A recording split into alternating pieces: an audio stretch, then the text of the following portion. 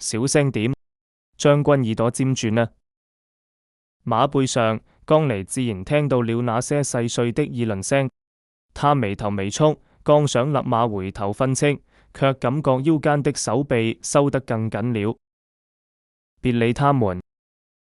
李長風將臉埋在他頸窩，聲音悶悶的，讓他們說去，反正我是將軍的人。江離的心猛地跳漏了一拍，他低頭看住兩人藏在披風下十指相扣的手，那雙手修長白色，卻冰涼刺骨。李長風，明日就要開戰了。江離的聲音低沉下來。莫不險，你若怕了，現在回去還來得及。李長風抬起頭，那雙桃花眼在夕陽下亮得驚人。他沒有鬆開手，反而握得更緊，像是要把自己的溫度傳遞給他。我不怕，他認真地說。